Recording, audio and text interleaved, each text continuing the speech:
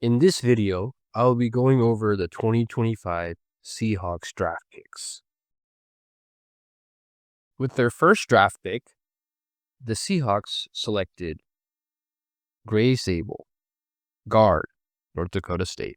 This pick makes sense to me. The Seahawks have struggled with their offensive line over the last couple of years. One of their particular weaknesses with the offensive line is with the guard position. So drafting Gray Sable here fills those needs. One particular thing I like about Gray Sable is his versatility. He can play any of the interior positions, including center, and he can also play the tackle positions as well. With their second draft pick, the Seahawks selected Nick Amenworry, safety, South Carolina. I really like this pick. While it might not fill one of our biggest needs, it's a best player available kind of selection. With Nick Amenworry, you get a lot of athleticism with him. He's got really good speed, and he's also got really good size as well. So it's going to be really fun to see how Mike McDonald can utilize Nick Amenworry in his defense. With their third pick, the Seahawks selected Elijah Arroyo, tight end, University of Miami. I think that this is a solid pick. Tight end is a medium need because Noah Fant is set to be a free agent next season. So look for Arroyo to replace Fant. I do have one concern with him. That's the durability. He basically had 2 seasons where he barely played due to injuries. And then last year, which was his breakout year, he was fully healthy. So injuries will be a concern with him moving forward. With their fourth pick in the draft, the Seahawks selected Jalen Milroe, quarterback, Alabama. I think that this is the most interesting pick for the Seahawks. Jalen Milroe can be a good player in a limited role. This role could be in short yardage situations, and he could be used as a gadget, like a Taysom Hill sort of type of player. However, I don't really see him as a future starter in the league. At Alabama, he didn't really amaze me with the stats and I guess his general play as well. The good thing about him is his athleticism, though. I think that can carry him. If he does wind up being a starter in the league, it's probably going to be due to his athleticism. With their next pick, the Seahawks selected Riley Mills, defensive tackle, Notre Dame. This selection is more for depth. Riley Mills led Notre Dame in sacks last season. Unfortunately, he did get injured during the college football playoff. So that could be a concern moving forward. The good news is he's expected to make a full recovery.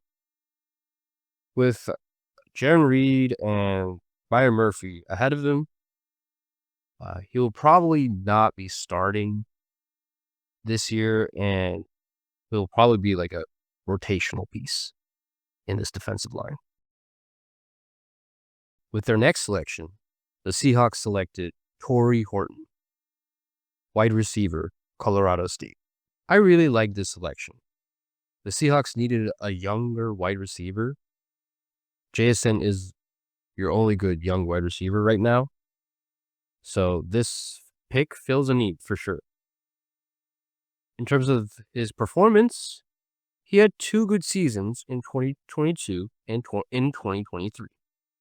Unfortunately, he got injured in 2024 with a knee injury. So that might be a concern moving forward. But overall, I really like the selection. With their next pick, the Seahawks selected Robbie Boots, tight end, Alabama. He's going to probably play the fullback role for this team. He may be a backup tight end as well. There's nothing else to say about this pick. I think this is a Clint Kubiak pick. He likes to use fullbacks in his offense, so it makes sense.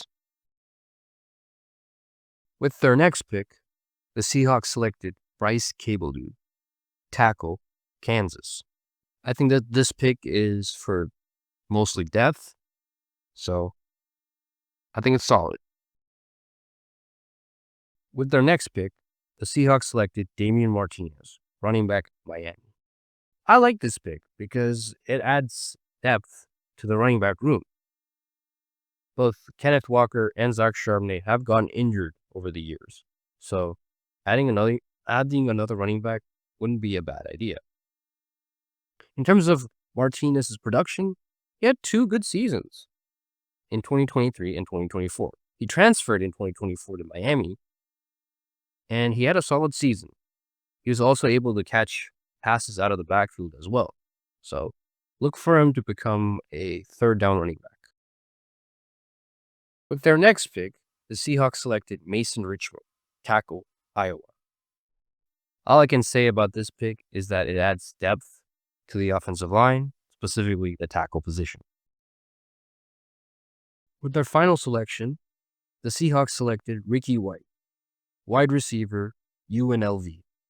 Ricky White had 2 strong seasons in 2023 and 2024. He was also a really good special teamer, as he had 4 punt blocks last season. So in addition to being an offensive contributor, look for him to contribute in the special teams.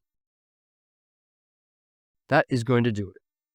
Let me know your thoughts on the draft down below.